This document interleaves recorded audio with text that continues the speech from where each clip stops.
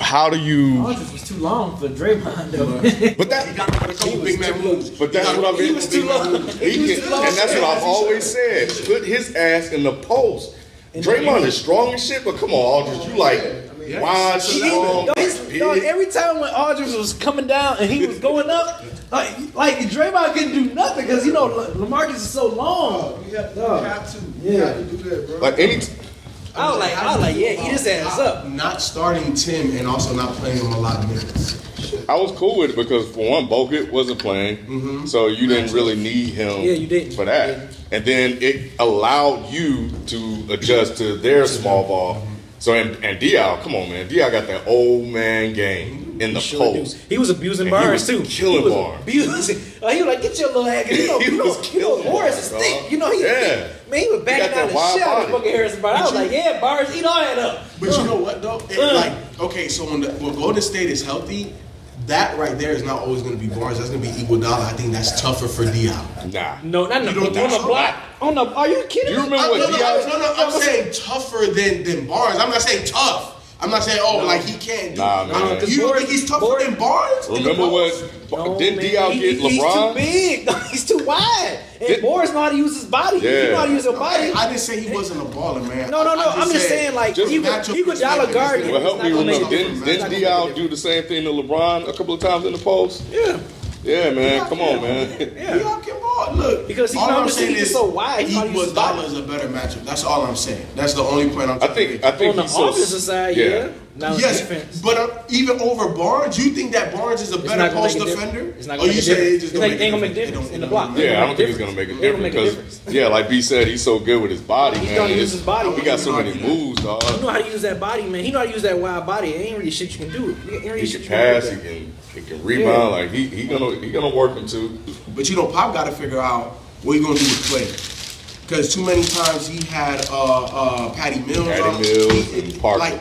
And at the end of the day, you can't take away everything, and there's going to be a mismatch. That's the mismatch. I like the fact that Golden State was able to, take advantage of that. It was a good game, but I think that it shows how good they are that you couldn't put them away. Because I kept waiting for Steph. I was like, Steph is gonna pop loose in the fourth quarter at any given moment, and he never did. Yeah. So he just had an off game. Yeah, it happens. It happens. It doesn't happen often. Yeah, it doesn't happen often. I think Jeff Van Gundy made a great point. Steph got too passive, and all he was looking was for the daggers, because he always does that. That's his game. He does, but he does a nice job of mixing it up. But obviously, the daggers come, and then he gets to the back, and then it's like you're at his mercy. But last night, when they took away that three-point line, you got to start attacking and be like, you know what? That's cool. I can kill you with these twos as well. And you're going to have to pick something. Because if they're so concerted in taking away the three-point shot from you and Clay, then both of y'all got to attack. Clay started attacking, and that's the reason why he was consistent in the game. Steph didn't, and I think that's the reason why it looked like he was taken out. He didn't attack enough. He started to, and we've seen moments where he was like, okay, you know what, I'm going to just go to the hoop. He did it against OKC. But in this one, he would go to the hoop, and then he would look to pass. He would look to pass. He got real tentative. That's the thing. You can't, if he's not getting those, he lives off those daggers. Those threes, he lives off that. And if he's not getting that, it kind of takes him out of the game a little bit. He starts sulking. You can kind of see it in his body language, his head down, and it's like he's either thinking through his whole shit or he's waiting until he hit one and then he get his confidence back up. What did they do to take the 3-1? They were just switching everything, like anytime. And normally the switch doesn't work like that. What did they do? No, but the thing, it's not just switch on pick and roll on ball. They were switching off the ball. So anytime he was running, like through these backdoor screens, like if I'm Danny Green, right, and I'm guarding you, and then I see this screen, then if it's LaMarcus down here, it don't matter. I got him. Oh, Patty Mills, then Patty Mills got him. So they're just like tagging him. There you go. Just pass him off. Like they did not allow. Like there's always somebody. No, them niggas scored 37 points in a half. Yeah, they scored 79 total. 79 total. They kept them under 80, first team. Dog. It was. Yeah. They were just playing tag with Danny Green was the first person this season to block Stephen Curry 3. Yep. Yeah, throughout the game. The whole game. The whole game. Huh? You talking about the Golden State making no adjustment? I didn't see any. He did. How did they do that out the whole? They did something where Curry, where they made a little bit of adjustment. They got Draymond a couple of wide open looks. It looked like they were trapping though. I think defensively they switched up and they started trapping. So and then on the trap, that's when he started to pass to the open guy.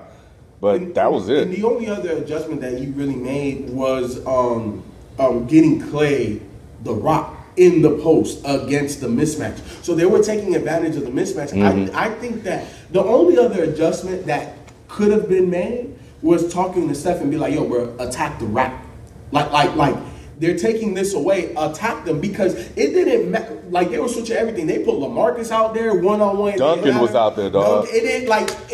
Bro, we are switching. Whoever was closest to him, you're guarding him. And when he had those matchups, he was settling for the three. He should attack. And the thing is like, okay, we know you can make that, and that is your shot, but you're not this making tall ass it. mother. You got Duncan guarding you. Just go around his ass. Get some easy buckets, because he was like 1 for 10 shooting in the game. Oh, he was 1 for 11 and 3 points. Yeah, 1 for 12. He missed 11. Oh, he missed 11. My bad. You're right. He missed 11. So at some point, you gotta get you some biscuits. You gotta get you said some. pop. You know what I'm saying? Yeah. I think that is the main adjustment. You know what I'm saying? But that's not his game though, so that's why. That's why Pop did it. That's why Pop did it, because like you can make the adjustments. Because I struggle with that. Like, if I can't do what I want to do, I don't feel comfortable doing other things like posting and Of course. Yeah, it's an ideal adjustment, but I'm just not comfortable with doing. But here's the thing though, Steph Curry scores with his floor. He got one of the best floaters in the game, and he scores one of the most in point paints per point guard. He does, but it's usually on a pick and roll. It's a pick and roll or just like a coast to coast or whatever. Okay, but at the end of the day, we seen this man break people down one-on-one. Does he not have one-on-one ability? He can, and he can get to the rack. All I'm saying is, watching that game, Ron, you would have saw he was tentative. Like, he would get by the guy, and then he'll do a cross-court. Why? They didn't rotate. They didn't help. You had a layup, and he was. And they gave up a lot of layups. They gave him up, dog. Yeah. They was like, you're not gonna beat us out here. Right. We'll give you the 2, but you're not gonna beat us out here. Because it's easier for us to match you 2 for 2 than 3 for 3. Exactly, and that's always been my thing. Chase them up, like get them off of that. I've always said the same thing too. But they did a great job. But Steph just had to score in the paint. That's all it was. That's all it was. Because you know what that would have done? That would have made Pop to make another adjustment that would have changed everything that they're doing. Right. Because now you can't fucking switch everybody. You can't leave fucking LaMarcus out here, Tim Duncan out here, Boris D out here. No, because he is attacking every time. What are you gonna do? You have to change your defense now. So I think that would have forced Pop into making another adjustment, but Steph didn't. But at the end of the day, what they lost by 10 or is that Curry? Look, Curry was taken out of the game. Especially once Green blocked him. Because you know who was more effective than Steph Curry in this game? Sean Livingston. Yes. Sean Livingston came into the game and changed the pace of the game. Yep. He did. Because he attacked. Yeah. Changed the pace of the game. I ain't even got to watch it to know he did that. Yeah. But yeah, like the thing with Curry in this game was, it's like FIFO said, he was looking for the dagger, and he'll either shoot it, or if it's not there, he's gonna pass it. So there were times where if he didn't have it, he was gonna give it up and hope to get it back. And they would continue to run their offense to try to get it back. He doesn't want them to beat them that way. Yeah. You know what I'm saying? Yeah. There was like, you're not going to change my game. I'm the best guy. Yeah, exactly. He was trying to force it. Right. And I ain't got watching to know that. That's why he was 1 for 12. That's how the dudes like that do though. He didn't have no in-between game. This game. Because when you shoot from 40, Steph has great in-between game. Pump fake, one dribble this, floater, he has a lot of it. You have to have in-between game to balance out his primary game. He had zero in-between game this game. And that was the thing that was alarming to me. I'm like, okay, I'm watching, and I'm like you, I'm waiting. I'm waiting for it to just explode, because it takes 90 seconds, a minute 20 to get 2 stops and 3 threes. And it's a different game. And I'm over here watching, I'm like, he's passive, he's thinking, he's not attacking. Where's the in between? Like, and all of his passes were from the 3-point. He rarely had a pass where he was in the paint and passed it in the paint. It's out. And would that show me you're trying to do? You're playing every other game in this game. You're not playing this game for this game.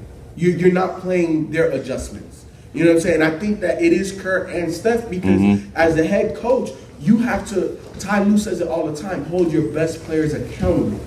Like I would tell him, hey, bro, this is what they're doing to take you out. What you need to do is attack. You need every time you see a big on you. I don't want a 3-point shot. I don't care if he gives you 3 feet. You attack him. Close up the airspace. Take a 2-point shot in his mouth. I don't want to see a 3 with a big man on you.